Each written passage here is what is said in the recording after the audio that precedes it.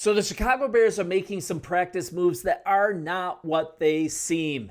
And a bunch of reports are coming out on how Caleb Williams is consistently struggling in practice. This is one of them. Check it out.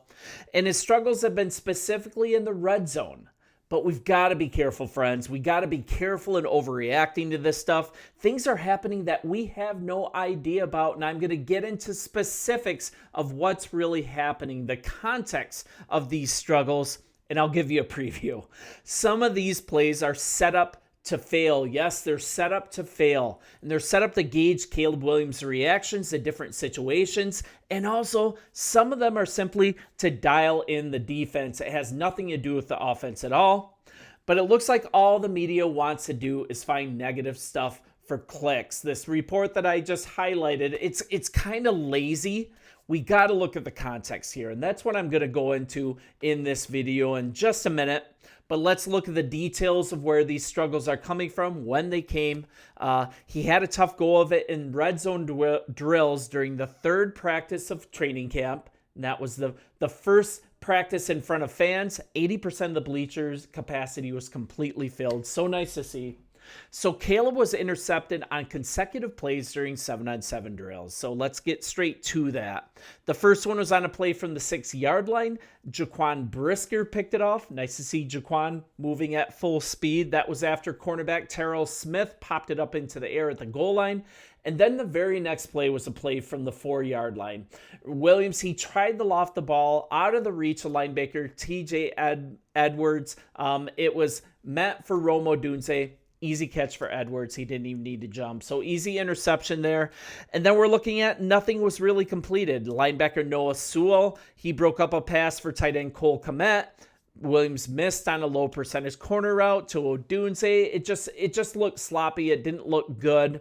And then it moved on to 11-on-11 red zone drills. Went way, way better. He did so much better. He hit Zacchaeus for a score, who, if you've been paying attention, might actually end up being our number 3 receiver. No re-racks during this practice. That's really good. But I think we need to look at what's really going on here. Why were those picks there on consecutive plays? Is Caleb Williams regressing? And I think it comes down to the fact that head coach Ben Johnson, he's not babying Caleb Williams. Talking about those 2 interceptions, failed completions.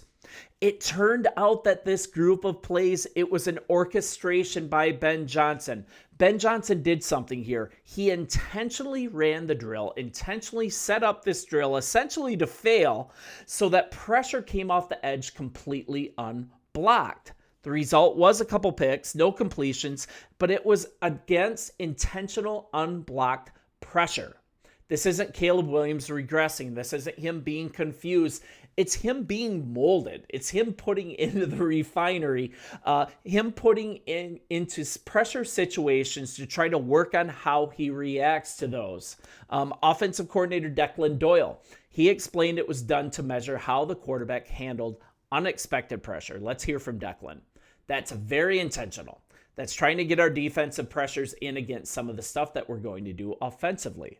We have contingency plans for what they're going to bring at us. So the quarterback operating, getting the offense on the same page as far as checking plays, checking protections, things like that. That's all part of the scripted practice. It's trying to get the defense right with their pressure patterns and the way that they're going to play coverage on the back end. And then it's getting our quarterbacks used to whether we're throwing the ball or up front handling the movement with those run schemes. This is intentional stuff. Granted, the interceptions aren't something to celebrate, but it's just another step in the pressure cooker that Johnson is using to refine his quarterback. It isn't Caleb Williams being put in neutral situations and he's panicking and throwing picks. It's not a standard red zone drill when he's just making mistakes. He is purposely being put in these situations intentionally to perhaps fail, so he can learn from it and the offense can be dialed in. And I mean, instead of focusing on the picks, we need to see what's really happening here. We need to actually dig into these things. And the Bears designed one period for Williams to face pressure. It stands to reason that they want to work on this. The offense does need to account for this. Caleb Williams does need to account for the picks. And granted, Ben Johnson will require that. That's the kind of coach that he is. But the offense also needs to see a variety of looks. The defense needs to be showed different things in terms of quarterback pressures and various stuff coming off the edges. So this is also intentional for the growth of the defense. There's a mission here. So that's how Williams wound up with Josh Blackwell running free out of him, Montez Sweat in his backfield on consecutive plays. These were intentional pressure plays, and Ben Johnson had it set up so the pressures would happen unblocked. What Johnson was teaching him and Caleb was responding to. If you look at this whole series, Williams did make the proper decision to throw the ball away in a few instances. I mean, a screen to running back DeAndre Swift, that looks like it was set up really well in this series. The pass was incomplete, but had the Bears connected, it would have defeated the blitz. It would have defeated these unblocked guys coming off the edges. He's killing the part of Caleb's game that he holds the ball trying to be a hero. These intentional pressures are to further train Caleb Williams. If it's not there, get rid of it. That's how Ben Johnson's offense was with Jared Goff in Detroit. That's how it's designed in so many ways, training this out of him. And this is part of the process. Choose the easy out. In this case, the screen to Swift, that was choosing the easy out. It's practice. Everybody take a deep breath. He threw a couple picks in practice. That doesn't mean that he's regressing. It means it's actually part of the process here. And also correcting from the coaching staff on down some nonsense from last year. Getting the play call in efficiently in this situation. Executing. I mean, this is a little more for Declan. The biggest thing is with the pre-snap process, feeding him a play call, getting it into the huddle on time, getting in and out, communicating what he needs to with his teammates. He's really working on it. That's the biggest improvement I've seen. It's all a progression. He's reinforcing these things. We've got to continue to get better post-snap and all those things with his vision and where the ball needs to go.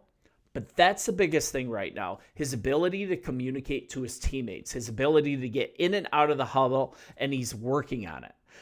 And also for the coaching staff, getting these plays in on time to facilitate that.